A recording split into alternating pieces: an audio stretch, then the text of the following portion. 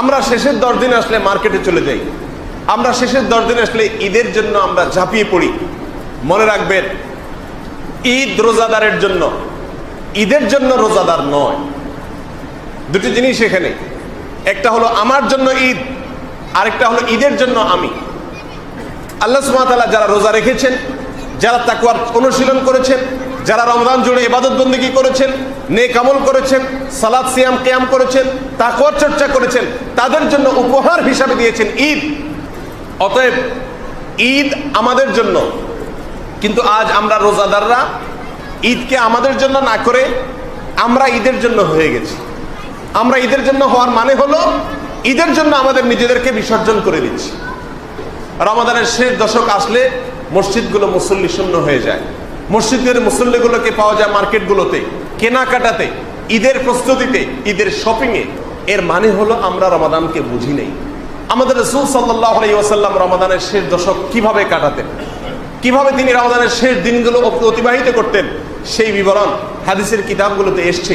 আম্মা আয়েশা রাদিয়াল্লাহু তাআলা আনহা বর্ণনা করেছেন, সহিহ বুখারীতে এসেছে, রাসূল আকরাম সাল্লাল্লাহু আলাইহি ওয়াসাল্লামের রমাদানের শেষ দশক সম্পর্কে বলতে গিয়ে তিনি বলেছেন, কানা ইয়াজতাহিদু ফীহি মা লা ইয়াজতাহিদু ফী গায়রিহি।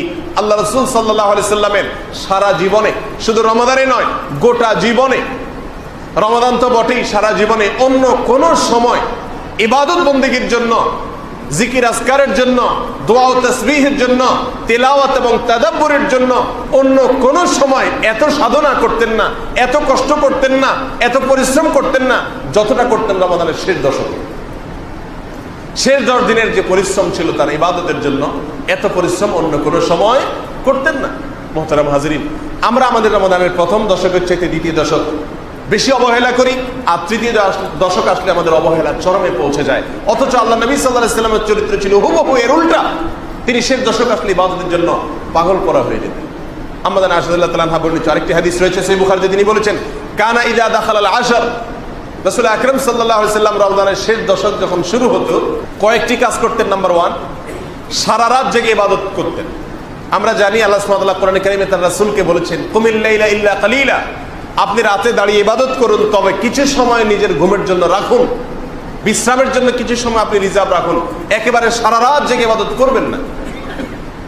আল্লাহ নবী আলাইহিস সালাম সেজন্য বছরের অন্য কোন সময় সারা রাত জেগে ইবাদত করতেন না। কিছু সময় শরীরের হক আদায় করতেন, ঘুমোতেন, বিশ্রাম করতেন, আর বাকি সময় ইবাদত করতেন। বাট রমাদানের শেষ দিনগুলো যখন আসতো, আমাদের আয়েশা বলেছেন, কানা ইযা দাখালাল আশর আহইয়া লাইলা, আল্লাহ নবী সাল্লাল্লাহু আলাইহি ওয়াসাল্লাম রমজানের শেষ 10 দিন আসলে রাত জেগে থাকতেন, এক ফোঁটা ঘুম রাতে যেতেন না, বালিশ থেকে নিজেকে দূরে রাখতেন রমজানের শেষ 10টি রাত। নাম্বার 2, ওয়াইকাযা আহলা, তার দ্বিতীয় আমল ছিল পরিবারের লোকদেরকে ঘুম থেকে ডেকে তুলতেন।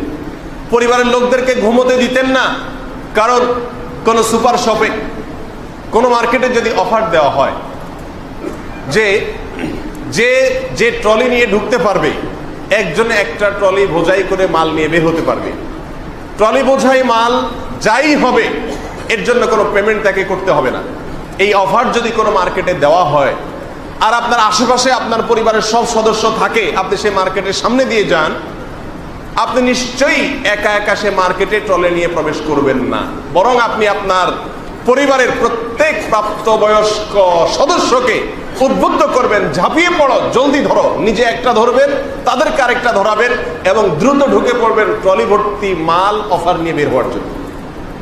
সম্মানিত উপস্থিতি, দুনিয়াটা আমরা খুব ভালো বুঝি, কিন্তু আখিরাত বুঝি না। আল্লাহ রাসূল সাল্লাল্লাহু আলাইহি ওয়াসাল্লাম রমাদানের শেষ দশক আসলে নিজে একা রাত জেগে ইবাদত করতেন না। ওয়াইকাযা আহলা, পরিবারের লোকদেরকে ডেকে তুলতেন, এত বিশাল অফার চলছে, এটা ঘুমের দশক না, ও কপাল পোড়া, সারা বছর ঘুমানোর সুযোগ আছে, অন্য রাত আর এ রাত সমান নয়।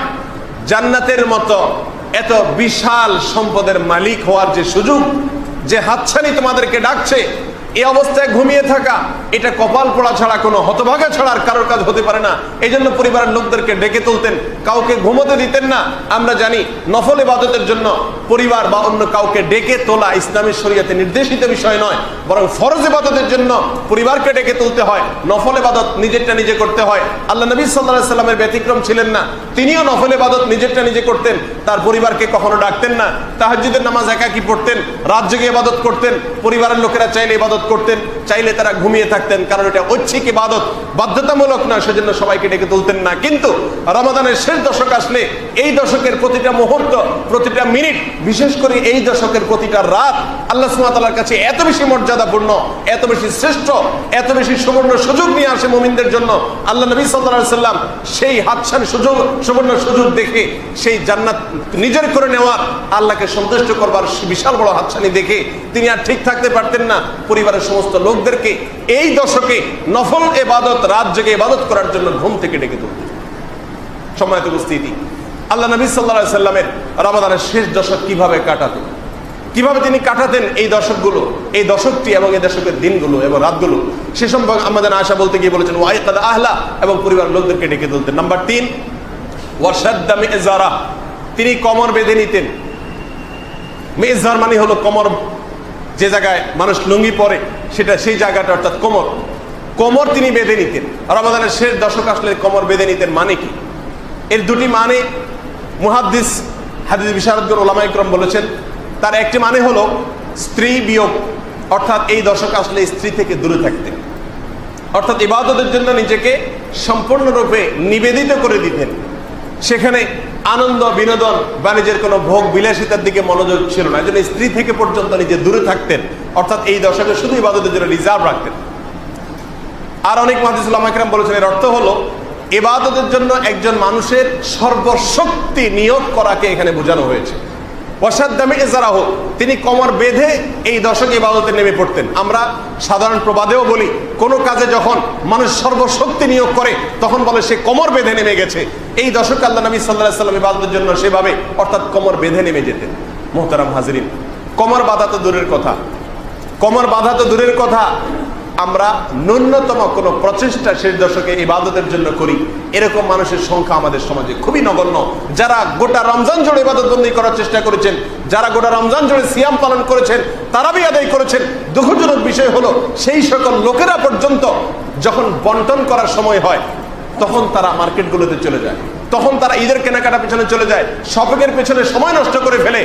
এবং এদের দৃষ্টান্ত হলো ওই ব্যক্তির মতো যে ব্যক্তি সারা দিন ভরে পানি সেঞ্চন করেছে, যখন মাছ ধরার সময় এসেছে তখন সে বাচ্চা ছেড়ে দিয়েছে।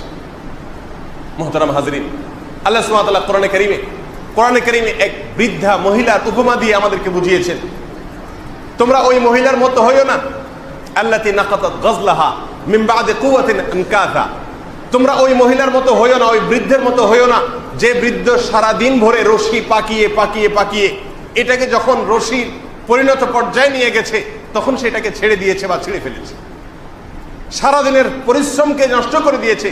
তোমরা সেই বৃদ্ধ মহিলার মতো হতভাগা হইও না। রমাদানের প্রথম থেকে নিয়ে 20 দিন পর্যন্ত যাই করতে পেরেছেন, শেষের দিনগুলোতে আল্লাহ সুবহানাহু ওয়া তাআলার দেওয়ার পালা আর আমাদের নেওয়ার পালা। এই দিনগুলোতে আমরা ঈদ শপিং এর পেছনে সময় নষ্ট করি। এই যে সময়গুলোকে আমরা নষ্ট করছি, এটা নির্বোধের কাজ হতে পারে, এটা পানি সেঞ্চন করে মাছ ধরার সময় বাদ ছেড়ে দেওয়ার মতো নির্বুদ্ধিতা হতে পারে, কোনো বুদ্ধিমানের কাজ হতে পারে না। মুহতারাম হাজিরিন, আল্লাহ নবী সাল্লাল্লাহু আলাইহি সাল্লাম এই দশকের প্রতিটি মিনিটকে, প্রতিটি সেকেন্ডকে কাজে লাগাবার জন্য একটি ইবাদত করতেন, যার নাম হলো ইতিকাফ।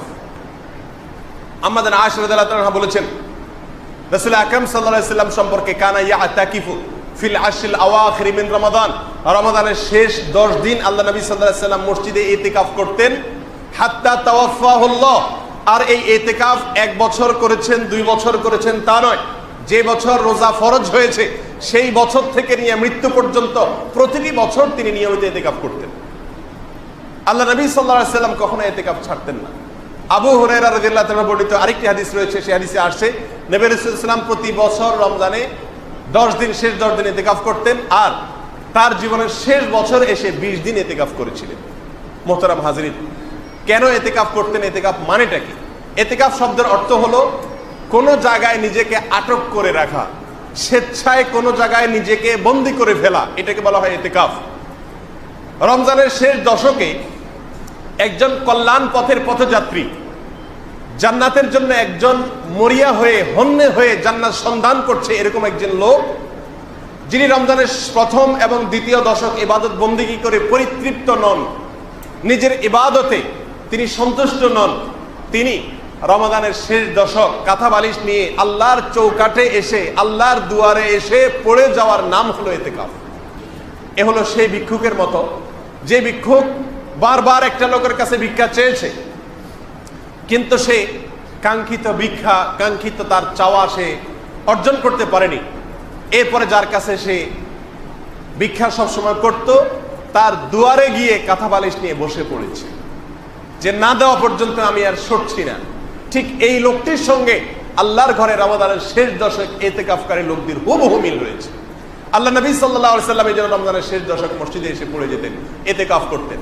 প্রিয় ভাইরা আমার, যে আমলটি আল্লাহ নবী সাল্লাল্লাহু আলাইহি ওয়াসাল্লামের জীবনে একবারও ছাড়েননি, একবারও তিনি এই আমলটি কোনো বছর ছাড়েননি, আমাদের এই উপস্থিত মুসল্লিদের মধ্য থেকে বেশিরভাগ লোক আমাদের অবস্থা হলো সে আমলটি আমাদের জীবনে একবারও করি।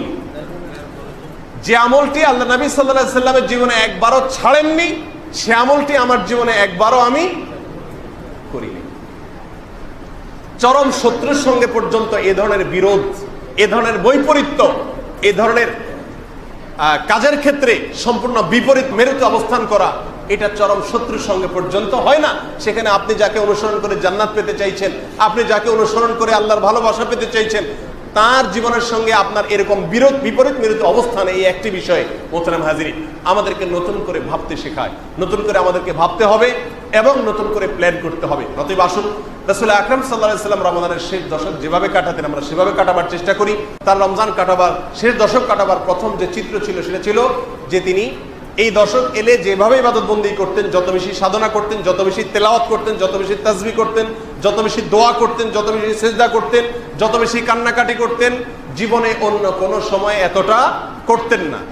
নাম্বার 2, তিনি এই দশক আসলে রাতে ঘুমাতেন না, সারা রাত জেগে থাকতেন, দিনের বেলা টুকটাক ঘুমিয়ে নিতেন, কিন্তু রাত ভর ইবাদত করতেন। নাম্বার 3, তিনি এই দশক আসলে পরিবারের লোকদেরকে ডেকে তুলতেন ইবাদতের জন্য, অন্য কোনো সময় নফল ইবাদতের জন্য ডেকে তুলতেন না। নাম্বার 4, এই দশক এলে তিনি ইতিকাফের জন্য আল্লাহর ঘরে চলে আসতেন, কারণ আল্লাহর ঘরে চলে আসলে দুনিয়ার কোনো ব্যস্ততা আর আল্লাহর ইবাদত থেকে তাকে দূরে রাখতে পারে না। এই জন্য এই দশক তিনি আল্লাহর জন্য রিজার্ভ করে ফেলতেন। 355 দিন আপনি ব্যয় করছেন অন্যের জন্য, পরিবারের জন্য বা অন্যদের জন্য, 10টা দিন ব্যয় করুন আপনার নিজের স্বার্থের জন্য, আল্লাহর ঘরে এসে আল্লাহর ইবাদতের জন্য।